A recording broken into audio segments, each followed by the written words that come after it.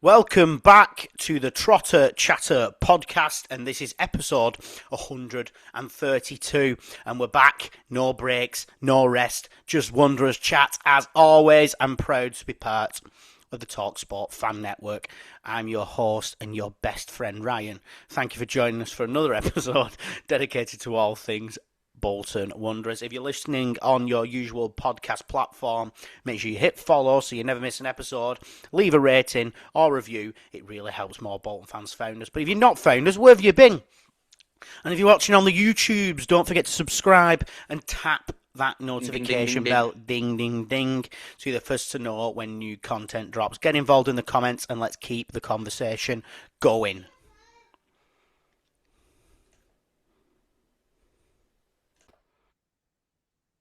So, Ben, what have you been up to this lovely week?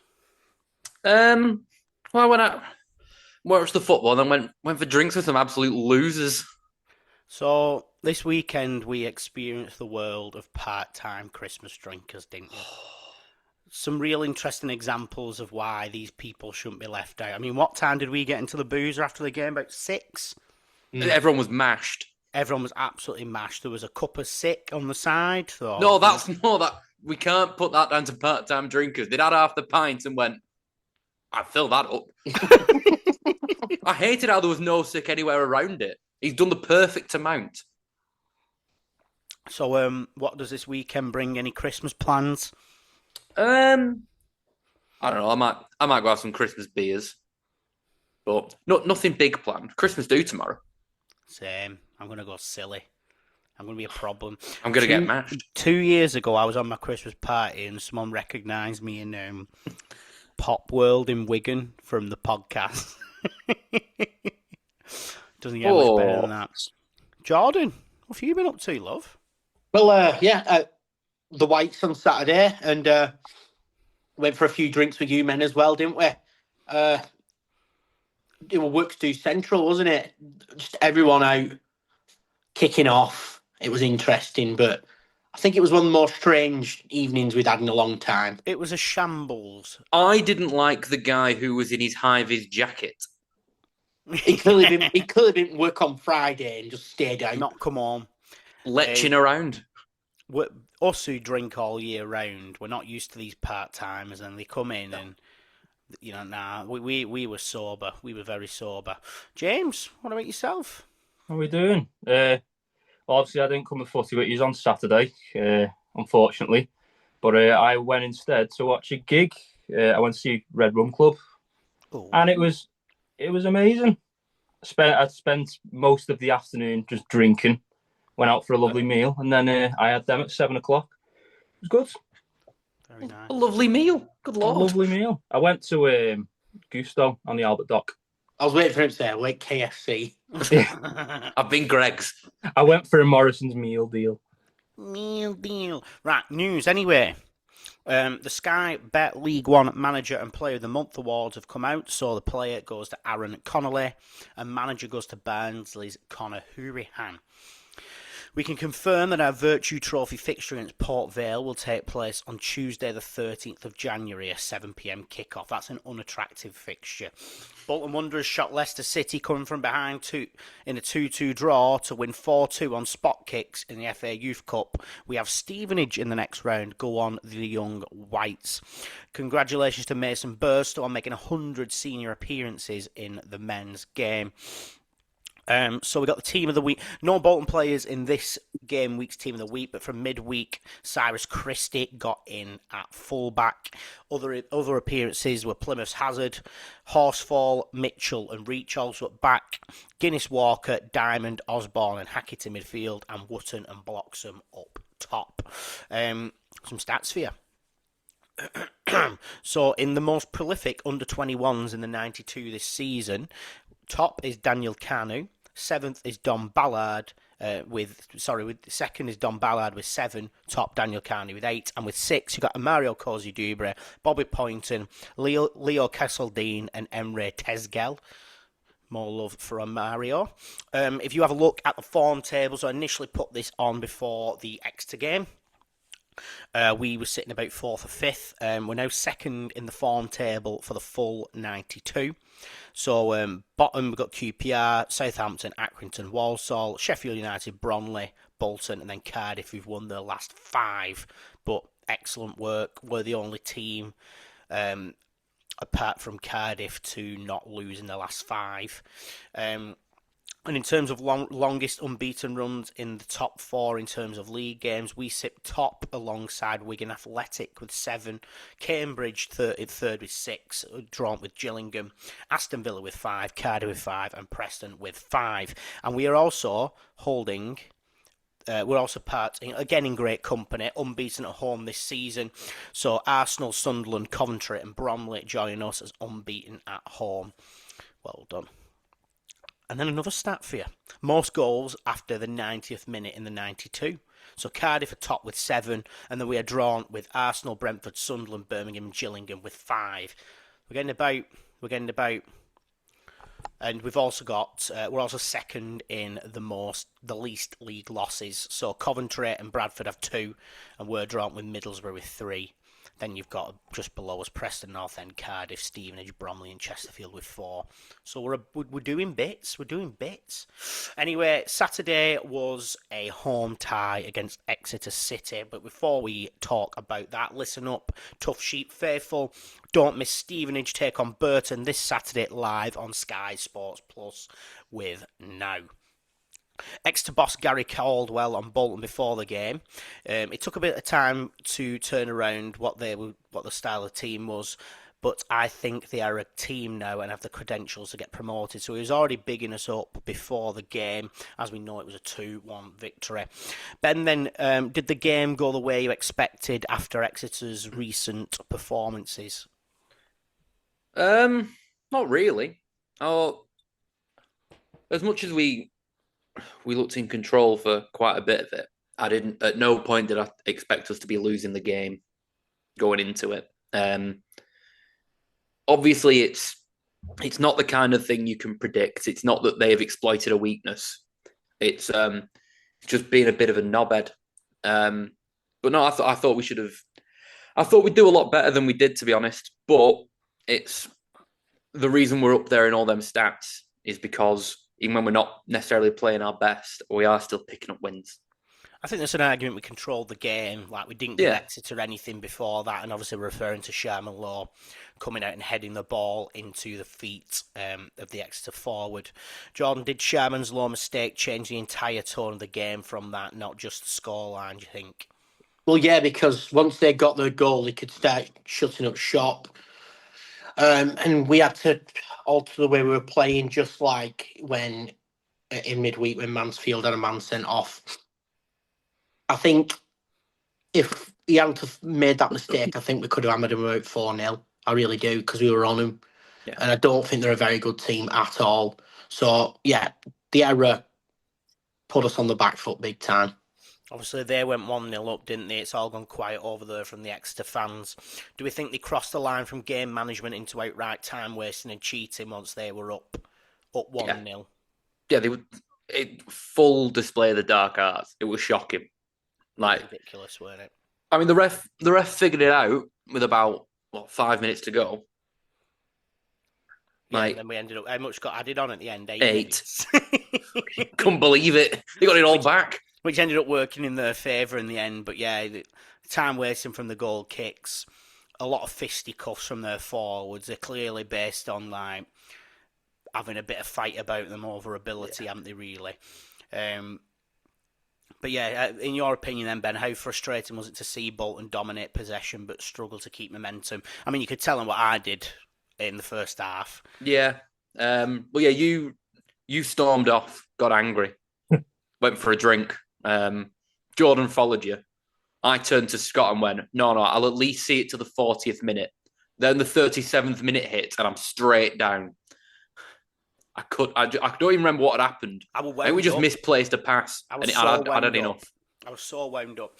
James, and how much sympathy should Sharman-Lowe get? Obviously, he came out and apologised over socials. Is it just a young keeper learning, or do you think at this level it's a costly lapse of concentration? I think it's one of them. Like, I think I'll just give him the benefit of the doubt for now, because as much as I only thought when I messaged us about it, I thought, oh, it's just going to be something where like it's went in and he should have saved it. I didn't realise it was that fucking bad when I watched the highlights that night, where he literally comes out to head the ball and just goes, "Here you go." We thought he'd slipped. So, Yeah. it's an awful error to make as a goalkeeper, and he's going to get pelters for that for most of the week. It's more annoying that he did it right about 10 minutes before. Yeah. So it's an awful mistake, but at the end of the day, what are you going to do? You just got to, in my opinion, I think you've just got to back him. You got to back him. We won at the end of the day. They've got the 3 points, back him. We know what his confidence is like when people get on his back, so it's better to just back him at the minute, and he'll learn from it. He's young.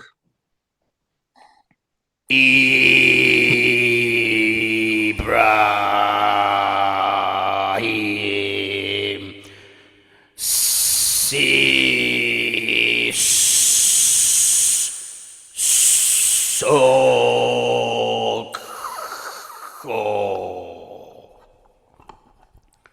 Jordan. Yes. Second time this has happened. What does it say when a player is taken off at half-time more than once? That they're not very good. Talk to us about your opinion of Ibrahim Sissoko's performance. I thought he was absolutely terrible. I felt like he didn't take it round anybody. I felt like he was just not reading the game quick enough for how we were going at him early on. And as soon as they got the goal, he was redundant, because he does not suit playing in a team where you're losing, because he just couldn't get the steal in, and he couldn't cope with the congested box. There was one point where the box had 22 men in, and he tried to start dribbling around. like for me, he's clearly not a good player. He's not, and I know we got that little glimmer of hope with him, but he's not very good. No, he was one of the main reasons I stormed off, to be honest. Do you know what I think's happened? I think because Gale has got injured, I think Shuey's just been proper up his arse and tried to boost his ego just to see if that does anything for his confidence. And you know what? For a bit, it did. We're not paying 1.2 million for him, put it that way. I said during the game, I feel like we missed Gale so much, we decided Sissoko wasn't bad. Yeah. We were just hoping. Ben, then. Yeah. Has Sam Dolby done enough to warrant a start? Obviously got a goal. I think he played pretty well, and there's a clear tactic you can use, and he brings a lot to bring, like holding up the ball and bringing people into play. Burstow shouldn't have the right to a starting position. Do you agree? I do. I think if your striker's not scoring goals, like, I'm not saying Burstow's been playing necessarily badly, but if your striker's not scoring and you've got someone on the bench, give him a chance. Let him have. I'd be knocking on Shuey's door if I was Dolby. Yeah. Like, there's no way you'd be going, listen, Gaffer, I've come on and I've scored, and he's on a massive drought now. He deserves that opportunity. Yeah, he does. Like, I've not really. There's been a couple of games where he's come on, where he's not really been able to affect things. But I think if you start him, it'll probably change the way we play, which a lot of teams probably won't expect. I think it offers a massively different dimension. Especially for an away game like Wycombe, I think he could be really good for it. And at the end of the day, he was brought in to be our main man, and he started off really slowly. He was unfit. I'm not saying that he's a better player than Burstow, but Burstow's young. He's under a lot of pressure. Give him a break and give Dolby a go, because clearly he's fucking fighting for that spot. Burstow's not done a great lot recently. And End of the day, if Dolby gets that spot, he'll probably up Burstow's game. Mm-hmm. Yeah. No, a complacent player isn't a great player.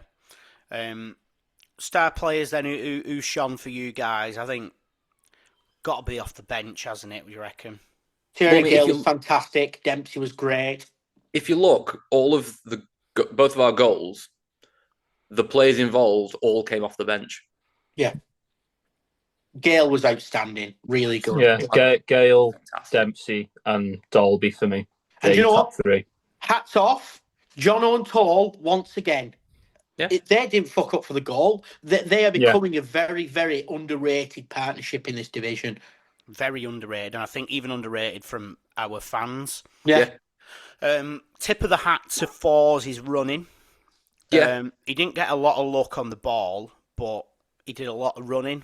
I think Simons came on for him and did a great job anyway to see the game out. But Dempsey coming on for Arahan, that was a good move. Dolby for Burstow. Ossie 2-2, I thought was great at full back. Yeah, I mean, I think if anything spelling the end for Cogley, it's the fact that Ossie 2-2 can come on and do that good a shift at right back as well. That Christie did nothing wrong, but we brought a new dimension to the game, didn't we? A bit of pace. I think it's good to have someone to bring on for Christie. I think he struggles doing the full game. Bless him. Exeter didn't trouble us, did they? I think they're in trouble. They're not very good, and they've dropped into the relegation zone for the first time this season. And the way the form's going with a lot of teams at the bottom, I could see them staying there for a while. Plymouth because have started winning games now, haven't they? Blackpool can pick a result here and there, although they're not brilliant. But even Port Vale have picked up 2 points of recent. I know they're still 7 points adrift. They've been juggling it for a bit, haven't they? Really, Exeter. They've been juggling that drop zone. Yeah. I think they've been teetering for years, haven't they? So extra sources close to Trotter Chatter saw 4 senior players in Wagamama before the game. They didn't make the bench. Randall, Cogley, Vic, and McAtee. Obviously, McAtee's injured, but Morley was completely missing out of the squad. What do you think that says about the future of those players? Because they're just not even involved in the team, aren't they? They're writing a letter to Santa to get fucking Shuey sacked. I mean, he's very honest. Sure, if he doesn't like someone, he's just honest, and that's it. I'm not worried about Morley, but the others, they could be. I have a funny feeling Cogley's going to move on. I really do. Yeah, I think those 4 could quite easily leave. I think he'd happily shift them if he could. Yeah, I think Cogley will have some people that are interested. Yeah, he won't struggle. He won't struggle to get a team. Neither will McAtee. No, Randall might get one. Vic will struggle. I feel like Cogley will go to someone like Reading or something like that. Like just I could see Joe Randall at Reading. Lincoln. I could definitely see Joel Randall at Reading. It just works. That's a team for him, that, isn't it? Yeah. McAtee, you can see it something like Barnsley again or Stockport or something like that. But yeah, I think it's how it should be though. Like if he's not interested in wanting to include them in the team, then you shouldn't be giving them. End of the day, we have all of our team fit then, so not everyone's going to make the squad apart from Richard Taylor. You're not going to play them in your league games where you want your team at the strongest, and you're not going to want to play them in the cup games because you want the players you think will be decent to play and get that experience under their belt. We can get some decent money for them. Knowing what Schumacher's like as well, he'll be honest with them because he was honest with the first lot. Yeah. So as said before, Bolton are now unbeaten in 10 Sky Bet League One matches at home. Stephen Schumacher's side are currently in possession of the country's longest unbeaten run at home. Well done, lads. Long may that continue. So within 10 games, we have 24 points joint with Cardiff City, but we have an improved goal difference. Said improved goal difference, if luck goes our way, with a win at Wycombe, could put us into second in the league. That's a long shot, but it's not impossible. Behind us are Lincoln, Bradford and Huddersfield. Huddersfield's still round, they're still around, aren't they? Even though they want the manager gone and they've been terrible, but they're still weird, isn't it? They're still lingering around. I could see Lee Grant not lasting the season. Well, apparently he's gone. Some sources are saying he's gone already. I don't think he's a bad manager. He's just a new manager, and I think it will click for him. But I don't know whether he's a bit stuck in his tactics and he's not willing to change it when he has to. Well, he was part of McKenna's coaching staff, weren't he? That's where he came from, Man United, and then he must have met McKenna through Man United, you'd think, wouldn't you? Yeah. Anyway, you can catch all of the action live on Sky Sports with a Now membership. Now we go to our trip to the Chur Boys. Wycombe Wanderers. So Wycombe currently sit 12th in League One. 20 matches with 6 wins, 7 draws, and 7 losses.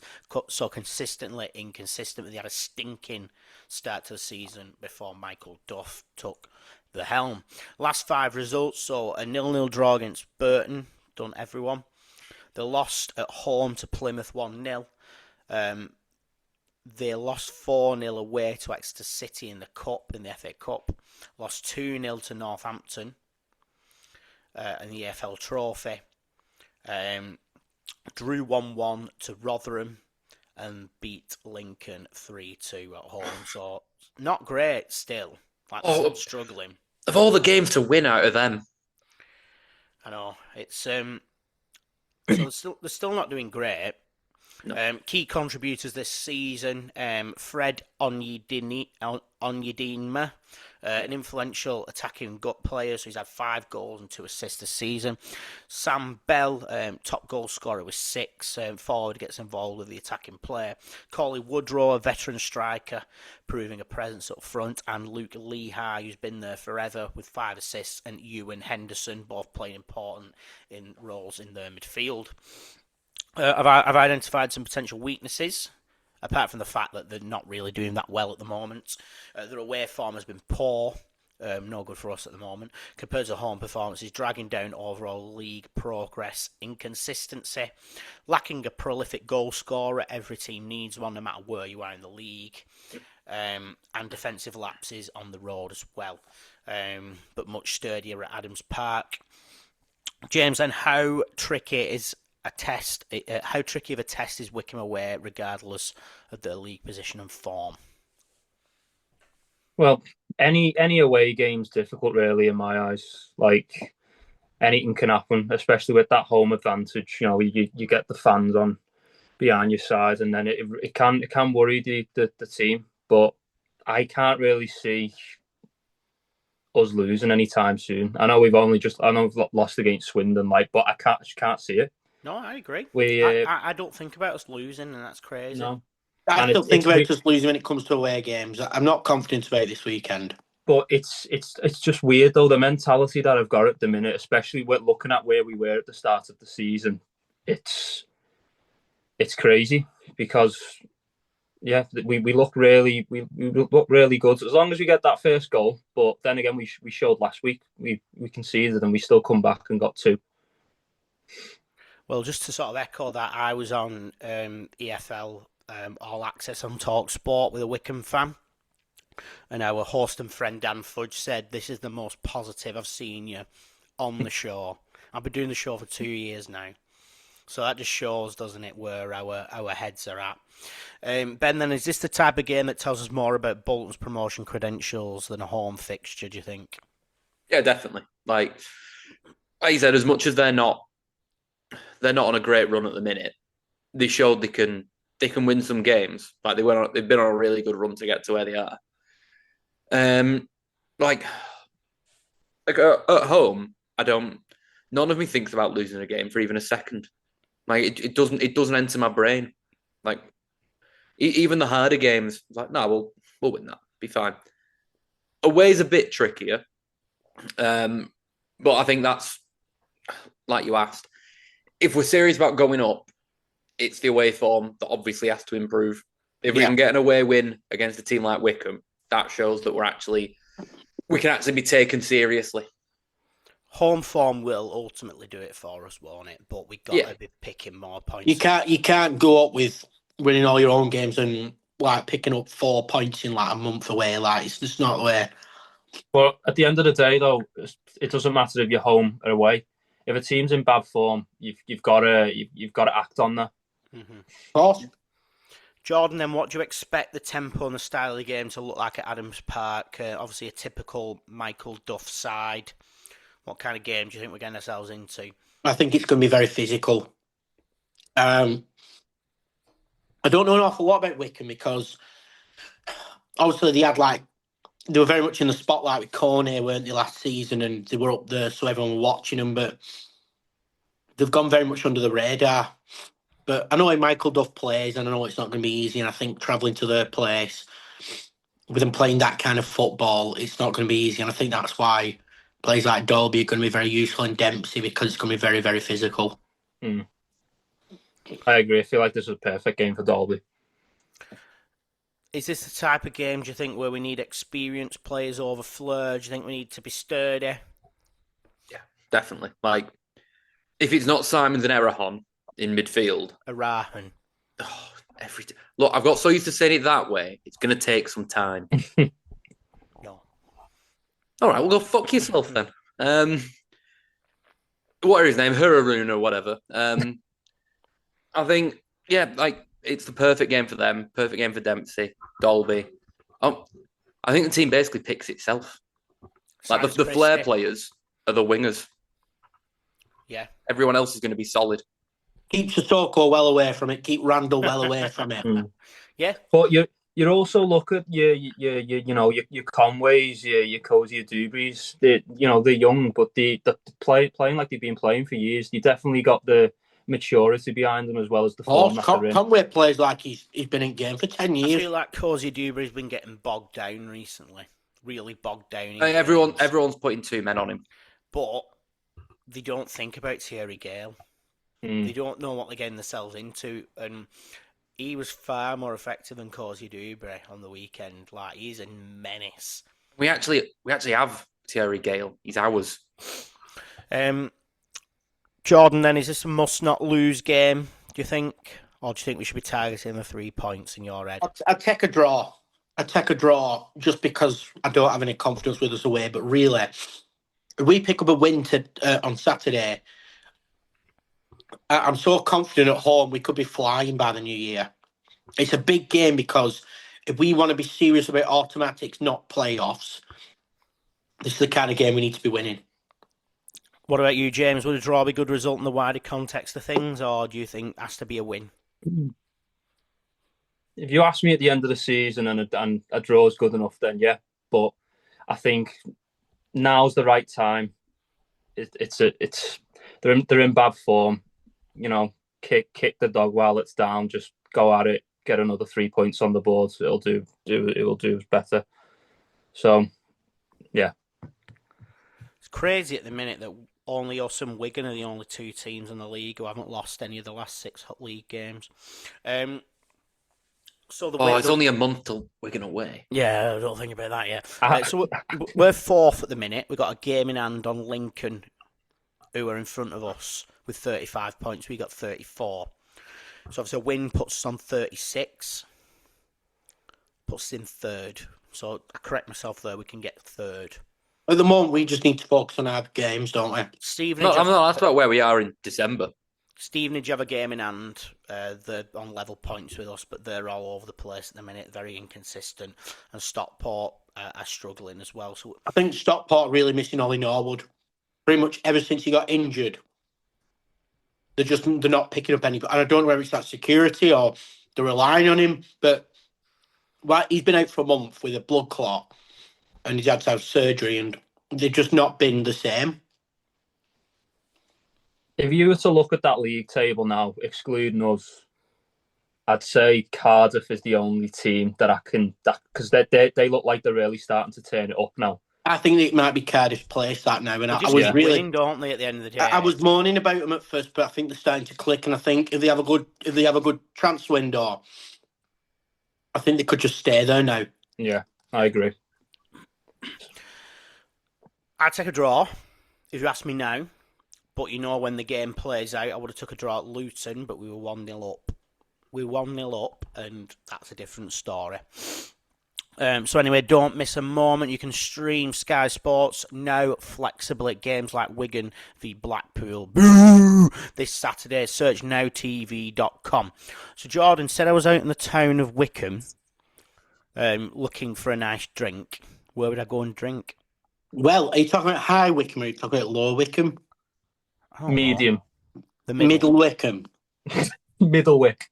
Right. I will tell you. Just excuse me. I have been eating my tea during the podcast, which I wouldn't usually do, but I'm starving. So we're on 8% beers today, everyone. We're being very festive. Right. Nothing more festive than pinball. Right. The Fan Network podcast is Heroes of HP12. They chose to not reply to my messages as well. I was on with him on the radio as well. I should have had a word. Should have called him out. to be honest, I couldn't message him on Twitter because they didn't follow me back. So I tried him on Instagram, they still blanked me. Maybe they took one look at you and realised. Adams Park is a cashless stadium, so don't bother trying to pay with all your Benjamins. So there are 175 parking spaces available on a pre-book basis for away fans as well. So if you're not already booked, get a booking. High Wycombe is served by the Chiltern Railway line connecting to Birmingham and London. So you'll probably have to get the Kakachoo down to Birmingham and then get the networks after that. Don't listen to this man. I was a fucking idiot. Don't listen to this moron. The station is approximately 2.5 miles away from the stadium. You can either walk, not that far really in perspective. There's a bus station. You get the number 52 bus to the Hourglass pub. Stop at the Hourglass pub and walk. So Wycombe as an away, unless you're there, this place would be super good for a 5 game, something like that, because you've got Wycombe Centre where you're going to stop at the bus, but it's still way too far away from the ground. So O'Neill's, we all know an O'Neill's. There's one in Printworks. Cracking little is it an Irish bar, sports bar sort of thing? Leaning towards the Irish. Yeah. So O'Neill's is a 51-minute walk away, but all your pubs are going to be in the same vicinity, and you're going to have to get the bus or the taxi there because. But also, a 51-minute walk's very different in a car. You get there in 10 minutes in a car. You should be walking in the car. What about the networks? So with O'Neill's, you haven't seen a pub in High Wycombe until you've gone to O'Neill's. It's easy to fall in love with a beer garden during the summer. Perfect for making beer garden here. Perfect for making memories with mates over a chilled pint or fruit cider. Bit outdated that, but also they've got sports on in. It's a very much a heavy. It's like an Irish bar / sports bar cross, isn't it? So you've got your sports on there. You've also got pool, and they said. If you like a cracking atmosphere where you can catch moments down in history, no matter where you're sitting or standing, ideally the bar, get down to O'Neill's. Right. I couldn't get any proper information, just a lot of shit. Jordan, don't worry, it's an Irish bar. You don't need to try and sell it to people. I'm concerned they paid you off. Other than that, we've got the Falcon, it's Spoons, that's 51 minutes away, right next to O'Neill's. Just on the same block, you've got Yates's. Yates's in High Wycombe is situated on Frogmore. Don't know what that is, something to do with frogs. In the centre of town, and a short walk from the train station and bus station. During the daytime, they offer a plush but easygoing atmosphere with a vibrant lunchtime trade. Or in the evening, you want to go back in the evening, you get Scram there, and they've also got free skyboxes, showing both Sky and BT Plus. Now, we're actually talking proper pubs.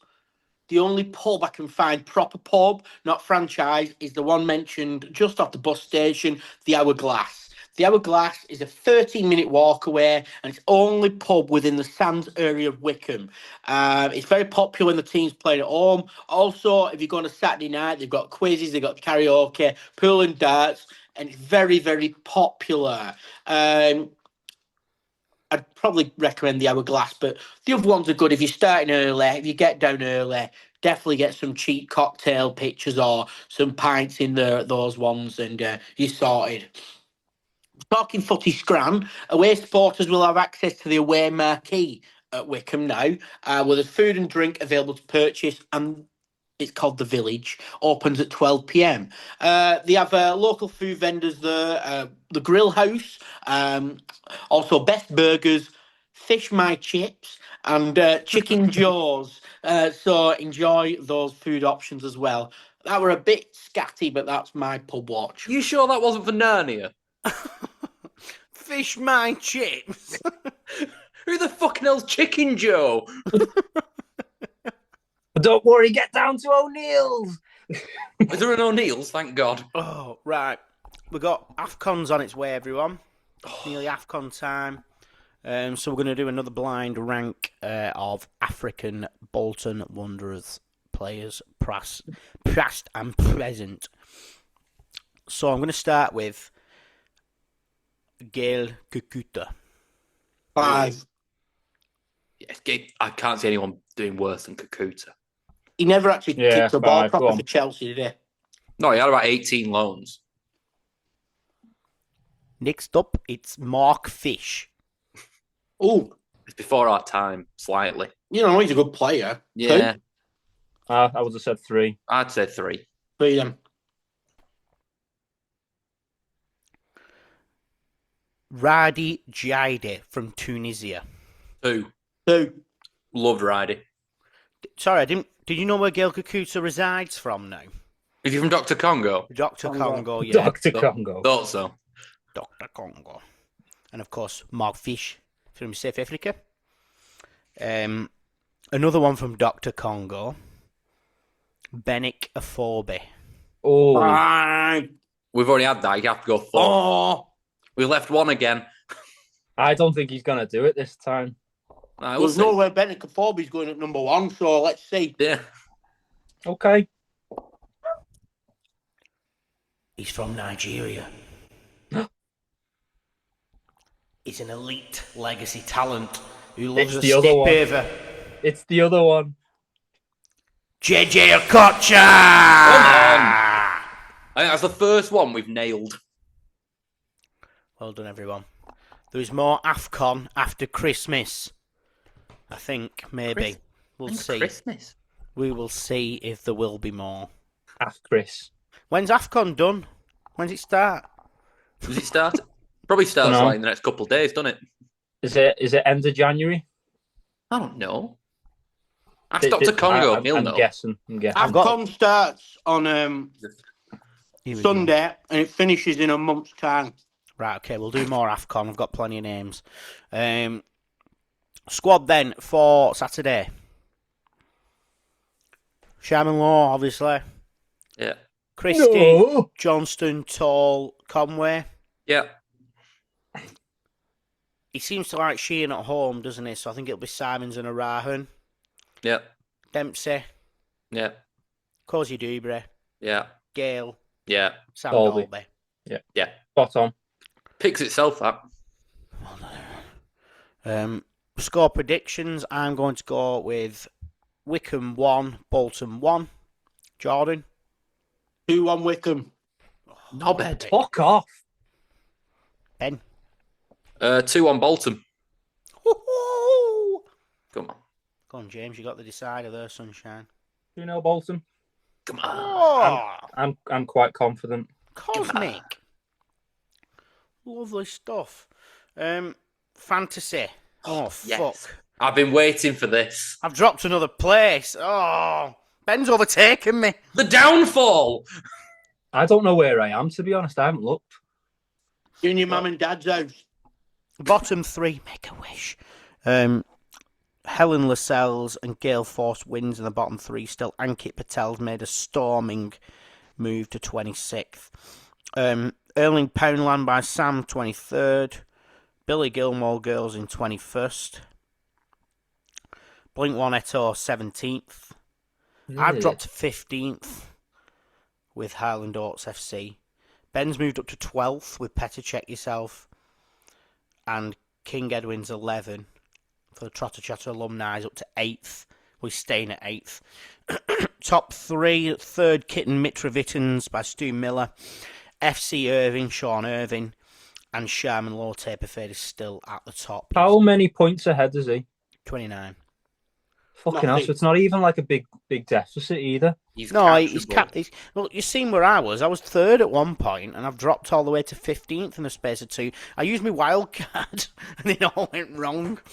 I've still got my 3 yet to use before So have I. the Best get 19th it, game. best get it done. Might just not use it. They don't carry over though, do they? No. No, it Um, resets after Christmas. You might as well use it. Keep for spicy.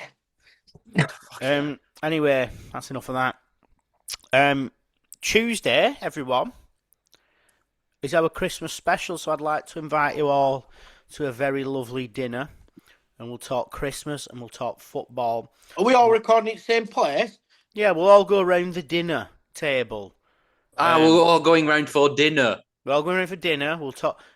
I'll do as a poem again. I'll do as a Christmas poem. I've got a quiz written up. We'll do some Christmas food.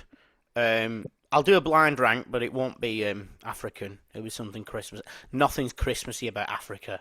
And yeah, and then Jordan will be there as well, maybe James. Maybe. Maybe, you never know. We're not allowed to do it just us two again. Not at Christmas. No, not very Christmassy that. Anyway, until next week, until our Christmas special, I've been Ryan. I've been Ben. I've been Jordan. I'll be James. Thank you very much, everyone. Merry Christmas. Love you. Hope you enjoy these messages.